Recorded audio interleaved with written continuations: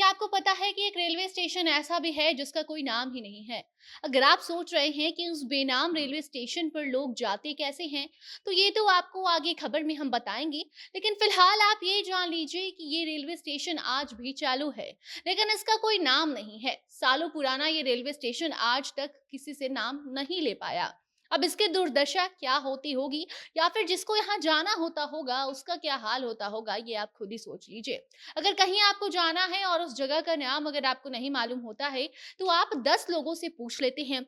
लेकिन इस railway station का तो कोई नाम ही नहीं है, तो कैसे लोग यहाँ पहुँचते हैं, इस चीज़ को आपको हम आगे समझाएँगे। मगर उसके लिए आपको पूरा सेगमेंट देखना होगा।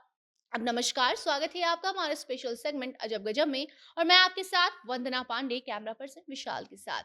भारतीय रेलवे दुनिया के बड़े नेटवर्क में से एक है। देश में कुल 8,000 रेलवे स्टेशन हैं। अब अगर आप इन 8,000 रेलवे स्टेशनों का नाम ढूंढना चाहते हैं, नाम देखना चाहते हैं और गूगल पर जाकर सर्च करते हैं, तो आपको लिस्ट में सिर्फ 7,999 स्टेशन का ही नाम नजर आएगा। क्योंकि देश में एक ऐसा अनोखा रेलवे स्टेशन भी है जिसकी अपनी कोई पहचान ही नहीं है, क्योंकि इसका कोई नाम ही नहीं है। देश का ये अनोखा रेलवे स्टेशन कहीं और नहीं बल्कि पश्चिम बंगाल में है। इस बेनाम रेलवे स्टेशन को देखने के लिए आपको पश्चिम बंगाल के वर्धमान रेलवे स्टेशन के पास जाना होगा। वहां से करीब 35 किलोमीटर की दूरी पर 116 किलोमीटर लंबे Bankura Mahasangram broad gauge railway line route में ये स्टेशन मौजूद है। इसे देश का एक लौता ऐसा स्टेशन माना गया है जिसका कोई नाम ही नहीं है। ये बेनाम रेलवे स्टेशन पूर्व वर्धमान जिले के रैना और रैनागढ़ दोनों गांव के बीच में पड़ता है। अगर आपके मन में सवाल उठ रहा होगा कि आखिर क्यों उस स्टेशन का नाम आज तक नहीं रखा गया है, तो आपको हम बता दें कि इस स्टेशन के नाम को रखने के लिए विवाद हो गया। विवाद दो गांव के बीच।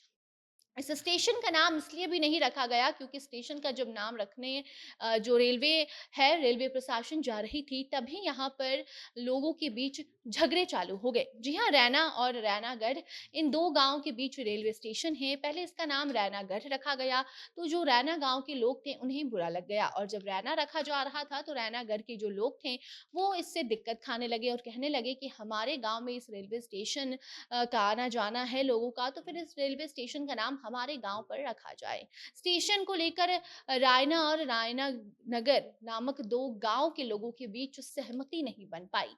बीच में हुए मतभेद के कारण आज भी इस स्टेशन का नाम बोर्ड सुना हुआ पड़ा है। दो गांव के बीच में रेलवे स्टेशन होने के कारण आज तक इसका नामकरण नहीं हो पाया। बाकी कहा यह भी जाता है कि इस स्टेशन का पहले नाम था, लेकिन पहले भी लोग काफी ज्यादा गुस्साए हुए रहते थे, और जब रेलवे ने इस स्टेशन का नामकरण करना चाहा तो दोनों गांव के लोगों ने आपस में ही विवाद शुरू कर दिया कि नाम ही ना रखा जाए। और तभी से रेलवे स्टेशन को दोनों गांव के लोग अपने अपने गांव के नाम से बुलाते हैं।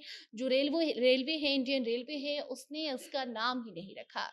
लेकिन कोई गांव इसे अपने गांव के नाम से पुकारता है, तो दूसरा जो गांव है वो अपने गांव के नाम से इस रेलवे स्टेशन को पुकारता है। बात रही बाहर के लोगों की, तो वो जिस गांव से जाते हैं उसी गांव का नाम लेकर स्टेशन को पुकार लेते हैं, और वहां आसपास के गाड़ी घोड़े चालक भी समझ जाते हैं कि उन्हें इसी बेनाम स्टेशन पर जाना है। और जिन्हें दोनों गांव का नाम भी नहीं मालूम, तो वो ये कह देते हैं कि भैया हमको उस स्टेशन पे ले चलो जिसका कोई नाम ही नहीं है। बाकी अचानक ही हमारे फीड में ये बात सामने आई, तो हमने सोचा कि आपको बताया जाए कि देखिए, जहाँ देश के कोने कोने में रेलवे स्टेशन है और सबका अपना अपना एक अलग नाम है, अपनी एक अलग पहचान है।